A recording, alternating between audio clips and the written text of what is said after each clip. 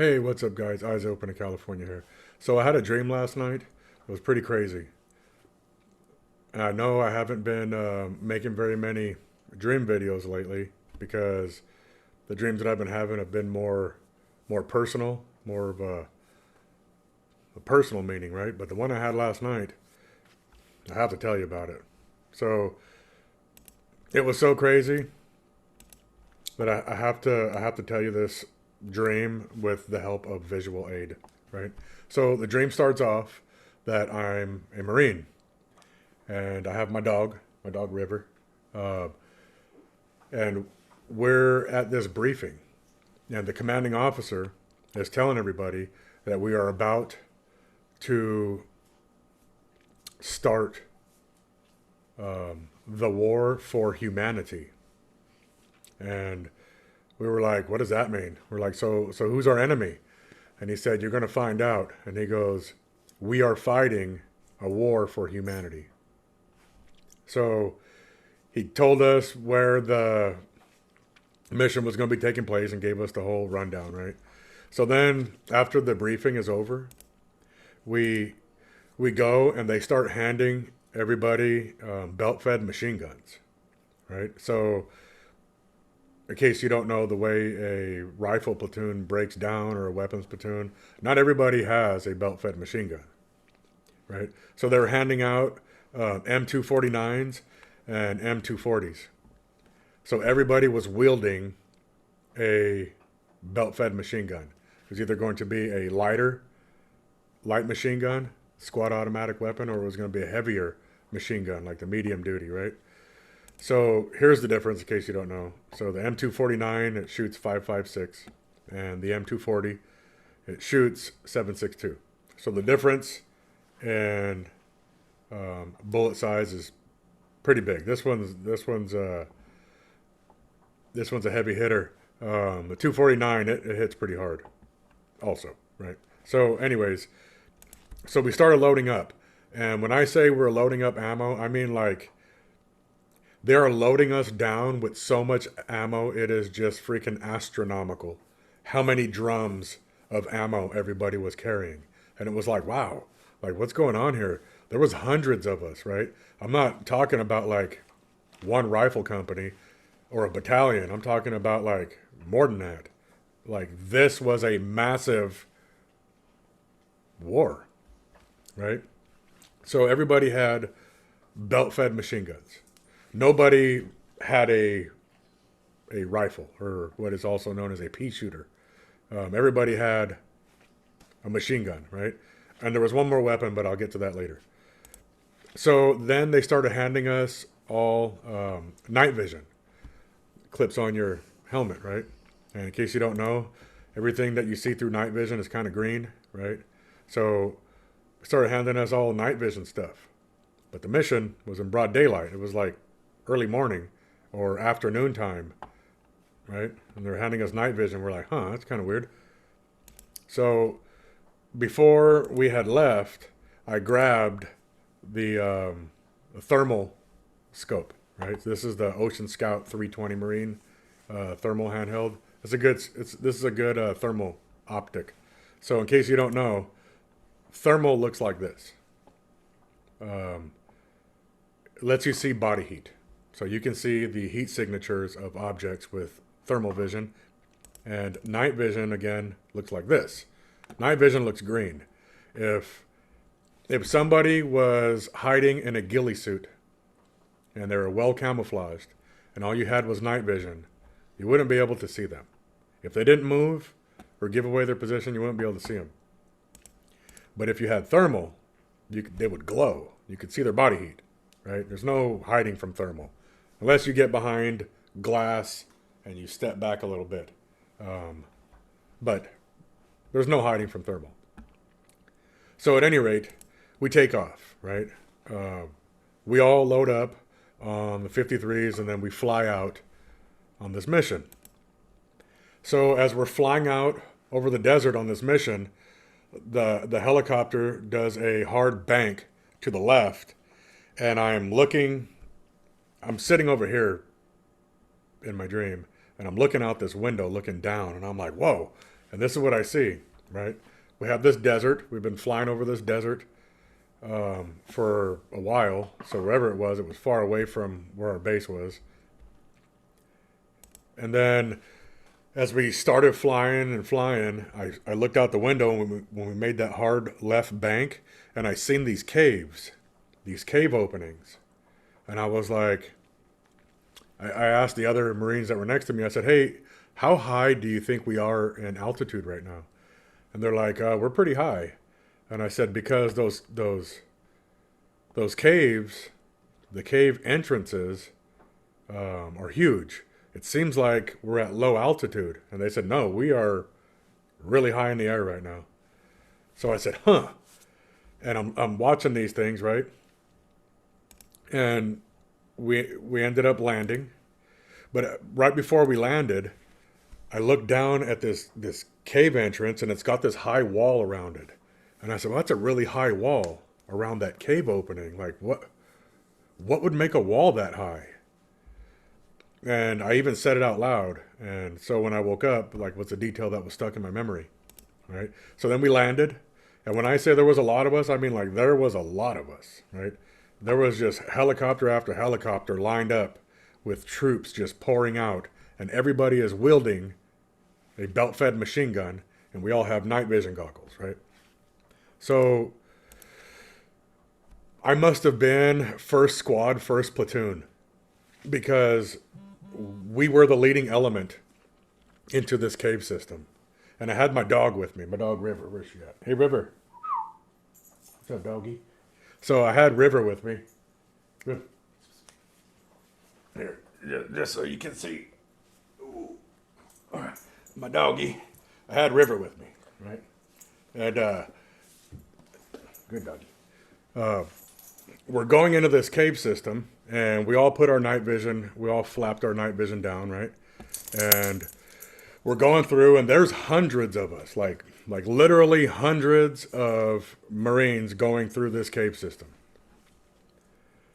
And with the night vision, it looks like this, right? So we're going through, and I'm out in front, and I have my dog with me. Then my dog starts growling. And I'm like, what is it, girl? And she's growling and growling and growling, and I'm looking around, and I don't see anything. All I see is this big, open cave. It just goes on and on and on and on. It's like the night vision couldn't even, I couldn't even see where the end of the cave was. That's how long this tunnel was that we were in, right? And my dog is growling, and she's starting to, just getting real grumbly, right? And I'm like, what is it, girl? So then I pulled out my thermal vision, right? Remember I told you about the thermal?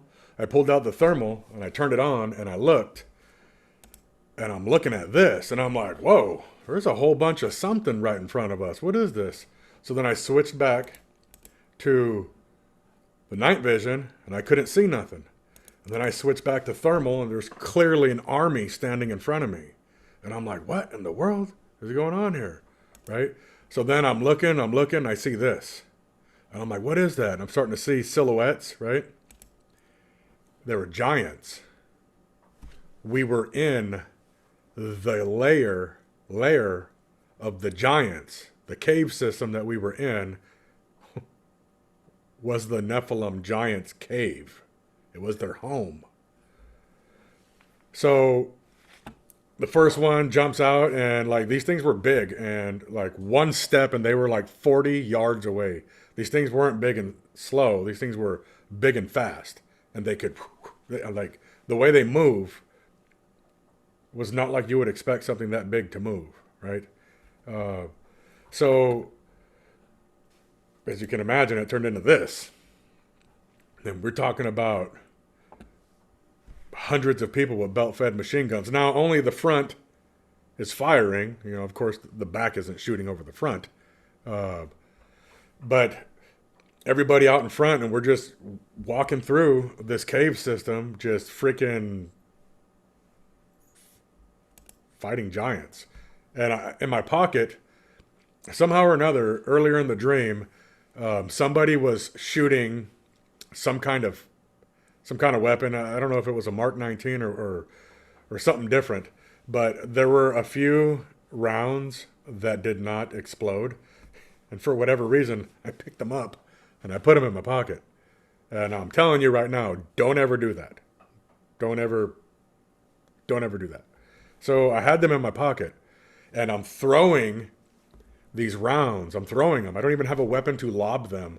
I'm shooting with my machine gun, and I'm lobbing these grenades into this cave system, right? But the other weapon, I told you, that was with us was flamethrowers.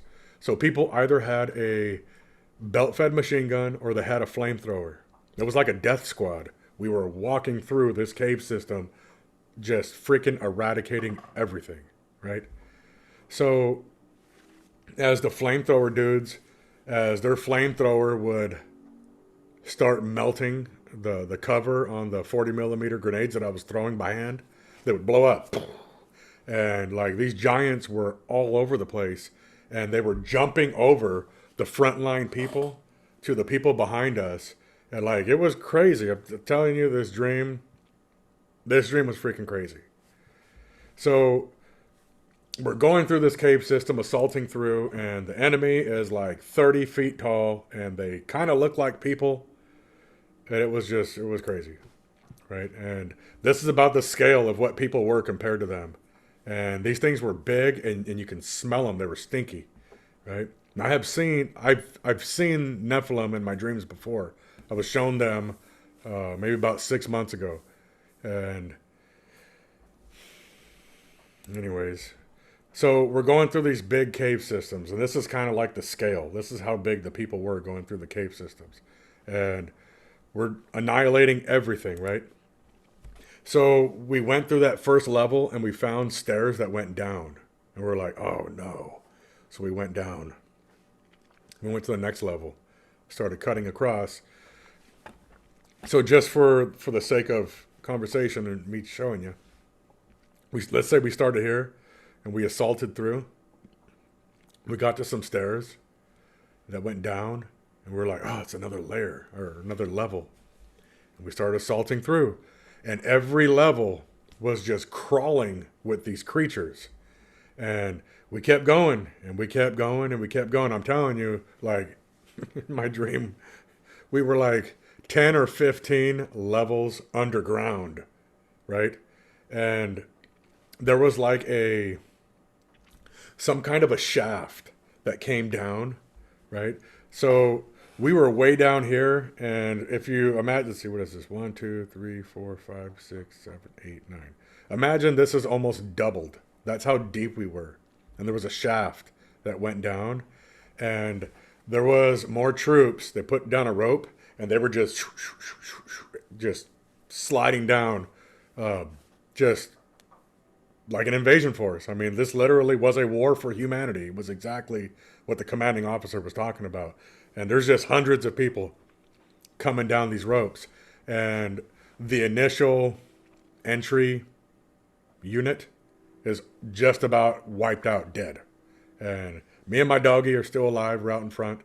And there's a few people, maybe a group of 50 out of a couple of hundred that started. And we're still fighting our way through these caves. And then the reinforcements started coming down the ropes, right? So then they relieved us, and they said, hey, you guys are relieved. Good job. Your unit received, or they, there was too many casualties. Like maybe like 80 or 85% of my unit was dead, or more, 90%, right? So they wanted the remainder to exit. So they put a rope down that had these rings on it, and we're going to clip onto it. And somehow we were going to be pulled out. We didn't have to climb it. We were going to be like winched out by a winch. But I said, all of you guys came down that shaft. You didn't walk through all of the areas that we walked through to get here. The place is probably crawling with those creatures again. And they're probably in front of us and behind us now. Like, you should have come through the same way we came to make sure nothing was getting in between us. And they said, well, we're just following orders. And they said, hook up to this rope and we'll yank you out. And I said, no, I'm not going to do that. Me and my dog, we're going to go back, and we're going to walk our way up just to make sure there's nothing there. So the dude was like, whatever. right? So I'll stop sharing now. So me and my dog started walking back up these super long, dark caves. And my dog started growling again. We were just one level above where everybody else was, and my dog started growling again. So I pulled out the thermal and looked, and there's a whole bunch in front of us, and I started fighting with them all over again. And that was my dream. So when I woke up this morning, I laid there staring at the ceiling for about 20 minutes, trying to remember these details. So, make the long story short, uh, the seven thunders in the book of Revelation, when they uttered their voice, John the Revelator was told not to write what the seven thunders uttered. But the seven thunders uttered released the giants. So, this dream that I had last night, it seems to point at the sixth trumpet judgment of the book of Revelation coming to life, and what the people who are left behind are going to have to do to shut that, to deal with what is coming out of the underground caves. Like the U.S. military, and I'm sure militaries all over the world, are going to have to send a kill team, or send kill teams, into these cave systems, into their hive, into their lair, to get them. Because they're going to come out. During the sixth trumpet judgment, the giants are going to come out. And anyways, that's my dream. So thank you. God bless you.